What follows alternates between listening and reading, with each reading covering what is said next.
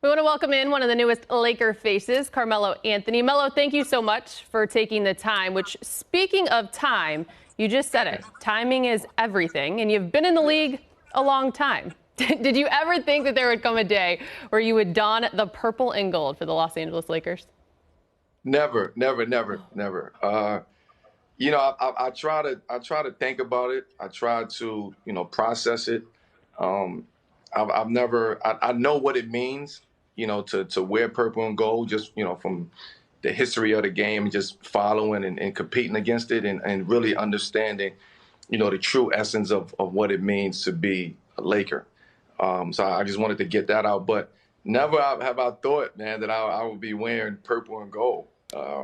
Especially at this point in time of my career. But hey, everything happens for a reason, and I believe that. So there's two sides to this, because you say never would you have thought, yet here at this point of your career, I have to ask, because as you look at the roster, obviously one thing jumps out to so many people. You and LeBron, you come into the league together, currently number 3 and number 10, Melo, on the all-time scoring list in NBA history, which means a lot of history, obviously, between the two of you going way back to high school.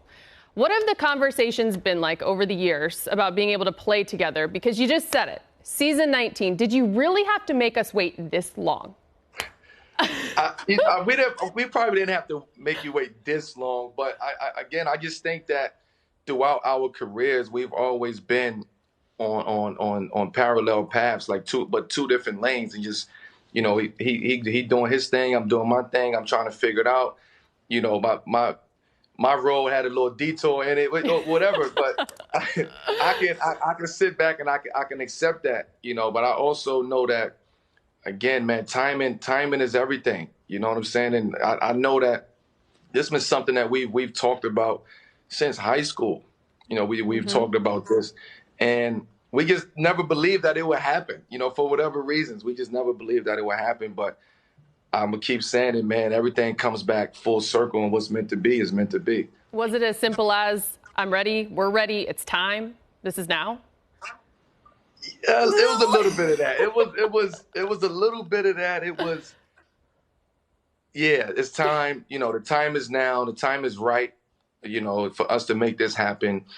There won't be no better time to do this. There wasn't a better time to do this. Now is the opportunity for us to come out here and play together and win together and try to win a championship together. So, I think now we both in two different mindsets when it comes to, or the similar mindsets when it comes to the focus level and what we have to do to win. The sacrifices that we all gonna have to make on this team, but also how we build this team, how the journey of this whole season. I think we understand that, and I think when you have guys that you respect at a high level, that respect comes back and it shows to everybody. As you just mentioned, it's not about just the two of you, it's about a team. And so let's talk a little bit about the roster, because the talent on this team, Melo, if you're sharing the court, let's start here with LeBron, AD, and Russell. What goes through your mind when you think about the possibilities? Just get open. Just get open. Be ready to shoot. Just get open, man. And I watch games. Now I can watch it. I can watch Laker games in a different sense now, right? I'm watching it from a different perspective now. So, for me, it's just coming in and being in the best shape that I can possibly be. And although I felt good and I feel good, but just being in the best shape that you could possibly be, because when you playing with somebody, and I played with Russ before in OKC, you have to somewhat try to match that energy or be in that same area as his energy. And, when we trying to win the championship, everybody energy is going to have to be on point. Everybody mindset is going to have to be sharp. Everybody's going to be everybody's going to have to lock in. So I know I just have to do what I do and bring my expertise to that team and just do my part. And everybody else would do their part, I believe. I want to dive into your shot a little bit, because when it comes to your shot from a season ago from deep, a career best, 41%, from all around, when you think about the three ball and the way it's changed with this game, how has that played out in your eyes, and how have you been able to adapt, if you will, your own game to the growth of that? Well, I mean, you have to be. We got to adapt in life, right? It's situations that we have to adapt to. Basketball is no difference. As we get older, there's things that we have to adapt to, and everything is not going to always be in our control. So, what am I going to do? I'm gonna cry about it. I'm gonna whine about it. No, I'm gonna go adapt. If everybody else adapted to it, I'm gonna adapt too. So I gotta stay in the fray. That's my way of staying motivated. That's my way of staying sharp, knowing that I'm observing, I'm looking, I'm listening, I'm watching. I'm seeing what people is doing. I'm seeing how people is training. I'm seeing how they training their mind. I'm seeing how they preparing for the season.